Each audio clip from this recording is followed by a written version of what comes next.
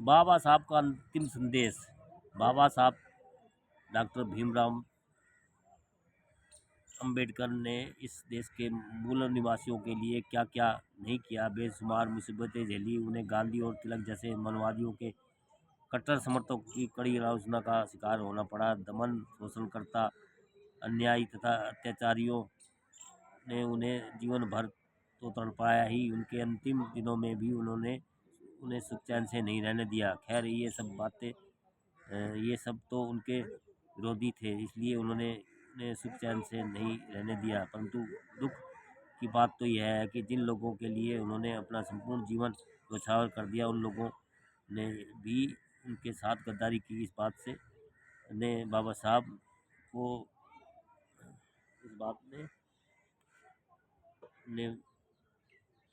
ने बाबा साहब को बहुत तड़पाया था। उनकी इस दर्द भरी दास्तां की एक झलक प्रस्तुत की है, जो उसके अति विकसित और उनके सचिव मान्यवर नानक चंद रत्तू अपनी डॉक्टर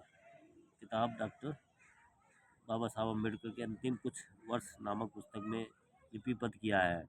विगत इस 1.5 वर्ष से डॉक्टर बाबा साहब अम्बेडकर की खेदपूर्ण मनस्थिति और कभी कभी रो पड़ना मेरे मन मस्तिष्क पर भारी पड़ रहा था। मैं इस अवसर की तलाश में था कि मैं उसके कारणों को ज्ञात करूं। जब कभी मैंने उनसे पूछने का साहस किया, कदम पीछे खींच लिए, क्योंकि मैं उनके क्रोध से जो ज्वालामुखी की तरह फूट पड़ता था और जिनके सामने खड़े होना आसान न था, डर जाता था।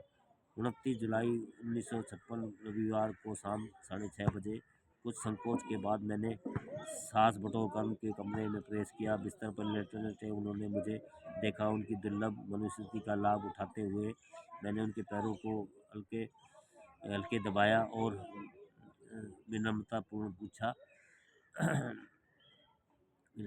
पूछ लिया, सर, आप इन दिनों इतने दुखी, चिंतित व हताश क्यों दिखते हैं? क्या कभी कभी तो रो भी पड़ते हैं? मुझे कठोर दृष्टि से घूरते हुए उन्होंने कहा, जाओ, पहले टाइप का काम करो, मुझे परेशान मत करो। मैं मुश्किल से एक शब्द बोल पाया और उनकी डांट फटकार के भय से बाहर निकल आया और उनके अपने पीछे का दरवाज़ा धीरे से बंद कर दिया। यद्यपि मैंने यह तय कर लिया था कि मैं सच्चाई जानकर ही रहूँगा, चाहे जो हो जाए। उनका क्रोध झेलने के लिए मैंने खुद को तैयार भी कर लिया था।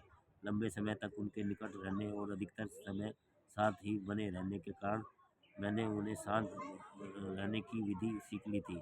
उनके सामने हाथ जोड़कर गूंगे बहरे बनकर खड़े हो जाओ, उनके चरणों स्पर्श कर लो, फिर पैरों पर तेल मालिश कर दो। अतः यही सब कुछ करने के बाद मैं नौकर को एक कप चाय लाने का संकेत करता था। उन्हें थोड़ा आराम की मुद्रा में देखकर मौके की नज़ाकत को देखते हुए मैं कई विषयों पर छेड़ देता था और उन्हें कोई ताज़ा सूचना दे देता था जिस पर वे प्रतिक्रिया व्यक्त कर देते थे। आधी रात से अधिक बीत चुकी थी जब मैंने उनके कमरे में प्रवेश किया। वे बिस्तर पर लेटे हुए थे किंतु जाग रहे थे। मैंने विनम्रतापूर्वक पूछा, सर, क्या मैं घर जा सकता हूँ या मेरे यहाँ रुकने की आवश्यकता है? हाँ, तुम जा सकते हो, उन्होंने कहा। अतः मैं रात्रि को 1:30 बजे घर पहुँचा और पत्नी की अप्रसन्नता का शिकार बना। अगले दिन 30 जुलाई सोमवार की बात है। थोड़ी देर शांत रहने के बाद उन्होंने मेरी पीठ थपथपाई और कहा, तुमने जो मुश्किलें और तकलीफ उठाई हैं, मैं उसकी प्रशंसा करता हूँ। भगवान बुद्ध और उनका धर्म ही प्रेस काफ़ी टंकित करने में तुमसे अपने स्वास्थ्य का जरा भी ध्यान न रखा और न ही सेवा के बदले